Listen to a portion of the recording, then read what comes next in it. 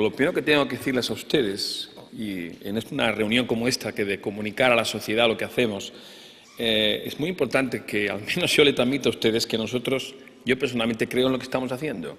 Es decir, hay gente que no cree en los cibers, se lo voy a decir clara y llanamente. Nosotros sí creemos en los cibers, creemos que es una iniciativa ideal, que era absolutamente necesaria en nuestro país, donde teníamos la investigación enormemente dispersa, en universidades, en organismos públicos de investigación, en hospitales públicos, muy dispersa.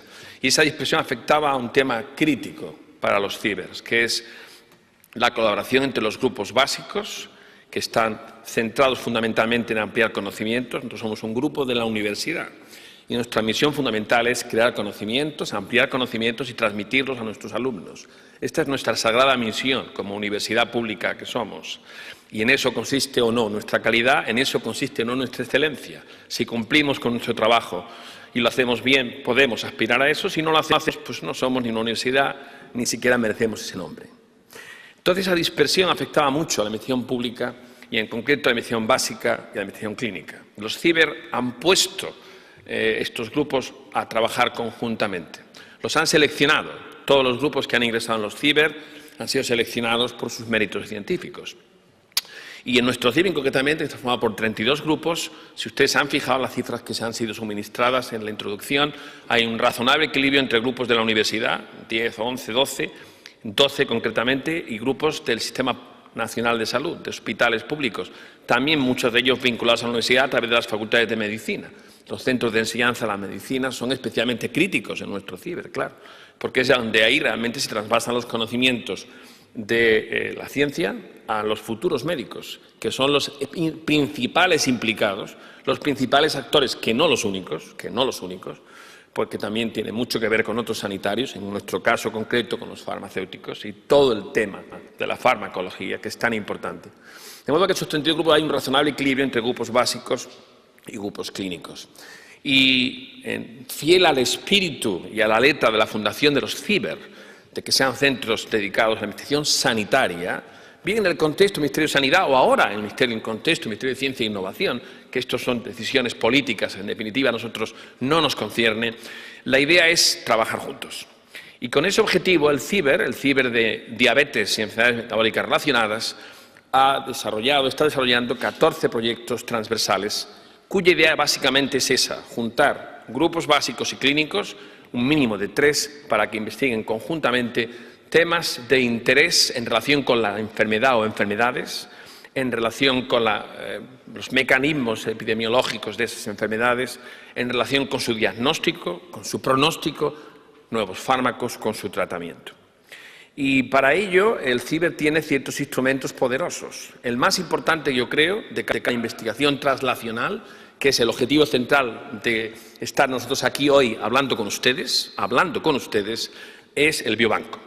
El biobanco CiberDen es de una especial importancia. Muestras de ADN, donde se contiene el mensaje genético, muestras de sangre, muestras incluso ya de islotes, instrumento valiosísimo para que los investigadores CiberDen y no CiberDen tengan acceso a muestras biológicas directamente de los pacientes, tipo 1, tipo 2, no 1, no 2, para enfrentar el estudio complejísimo de esto que llamamos el síndrome de las diabetes dentro de un contexto aún más complejo que es el síndrome metabólico. Ustedes todos entienden perfectamente que la diabetes es un síndrome de enorme importancia. Les voy a dar datos para que se hagan ustedes idea de por qué se ha creado este ciber. Es decir, esto no es un ciber caprichoso, ni es una enfermedad rara, que también son muy importantes, es una enfermedad muy prevalente. Les voy a dar datos al respecto de un estudio que se ha hecho desde el ciber, que es el primer gran servicio que ha prestado el ciber al sistema sanitario público español. Gran servicio al sistema sanitario público español, como verán los datos. Bien, el biobanco es un instrumento esencial. Hemos creado ciertas plataformas, por citarles una, no les quiero aburrir, Metabolómica en Tarragona. Una cosa importante de los ciber es la territorialidad. Nosotros en Madrid, los que no somos de Madrid, sabemos que somos de todas partes y nos sentimos todos muy a gustos en Madrid, una ciudad muy acogedora. Somos de todas partes de España. Y los ciber son de todas partes de España, por tanto son realmente muy españoles, muy de todas partes de España. No son centros ubicados en Madrid o en Barcelona, donde se concentra o se concentraba la mayoría de la investigación pública en España, o Valencia, u otros sitios en menor medida. que nadie se moleste, había mucha concentración. Los ciber tenemos implantación territorial y, por tanto, vamos a donde están los grupos. No llevamos los grupos a los centros de excelencia. Es otra fórmula alternativa. Aquí cerca, muy cerca de aquí, de ustedes, de ese centro, tenemos 2 centros nacionales de investigación cardiovascular y de investigación. Eso es otro modelo, un centro de excelencia donde se han reclutado investigadores de España, españoles en el extranjero y del mundo para, en torno a una gran patología, ponerse a trabajar conjuntamente. Pero esta es otra fórmula, una fórmula que, en mi opinión, es más poderosa, porque tiene territorialidad, porque estamos en casi todas partes. Como cibers, los 9, en toda España. Como ciberdiabetes, estamos en 6, 7 comunidades autónomas y con la voluntad de seguir creciendo en la medida en que científicamente eso sea posible, porque aquí todo es por evaluación. El dinero público se tiene que justificar, el dinero público hay que justificar en qué lo empleamos. Las cifras no son desdeñables, ustedes las han visto, son cifras de cierta importancia, pero nosotros estamos acostumbrados a que nos evalúen y a rendir cuentas. Dentro de esos 14 problemas, de estos 14 proyectos transversales que les he dicho, ubicados entre grupos básicos y clínicos, atendemos pues, a los grandes temas que conciernen a la diabetes y a las enfermedades metabólicas relacionadas, que es a la propia enfermedad y a su patología. La diabetes es una enfermedad progresiva, que por tanto se transcurre a lo largo de mucho tiempo, es una enfermedad silenciosa, el síndrome silencioso, y se inicia en un momento determinado, concretamente la diabetes tipo 2, y tiene un desarrollo de prácticamente alrededor de, pueden ser hasta 25 años. Y un tema muy importante es que cuando se diagnostica a los pacientes, estos que creemos que son los diabéticos españoles, resulta que las complicaciones ya se han iniciado. Y muchos de esos enfermos, muchos ya tienen complicaciones, en concreto complicaciones vasculares. De modo que al momento del diagnóstico las complicaciones ya están ahí. Y por tanto el daño ya está hecho y es muy difícil ahora tratar a estos pacientes porque sus complicaciones ya pueden ser, de hecho son irreversibles. Por tanto, el diagnóstico precoz en la diabetes, como en tantas enfermedades, como en medicina en general, es esencial. Y la investigación básica clínica conjunta puede ayudar a ese gran tema de una investigación que conduzca a un diagnóstico previo. ¿Y esto ustedes cómo lo pueden masticar? Bueno, pues significa anticiparse. Y en concreto, en diabetes tipo 2 es posible diagnosticar a aquellos pacientes que ya tienen intolerancia a la glucosa, pero que todavía no son diabéticos, pero que lo van a ser con el paso del tiempo. Bueno, pues ahí están las cifras de este estudio de que les voy a comentar en relación con la diabetes, que ha sido presentado recientemente aquí en este salón de actos, Ciber España, un estudio muy profundo de más de 5.500 personas que han sido implicadas en el estudio, realizado en toda España, un estudio a nivel nacional que no se tenía. España es el único país de su entorno, el europeo, que carecía de un estudio epidemiológico serio y riguroso sobre incidencia de la diabetes y enfermedades relacionadas en España. Y ese estudio ha puesto de manifiesto algo que yo quiero a ustedes darle muy digerido, pero que es de una enorme importancia. Miren ustedes, el estudio ha aflorado algo que ya sabíamos, y es que la diabetes es una enfermedad muy prevalente, y ha arrojado una cifra de un 8% de la población como diabéticos. Pero ha aflorado un 4% adicional de enfermos que no estaban diagnosticados, diabéticos no diagnosticados, con lo cual la cifra nos lleva a un 12%. Un 12% no es un tema baladí.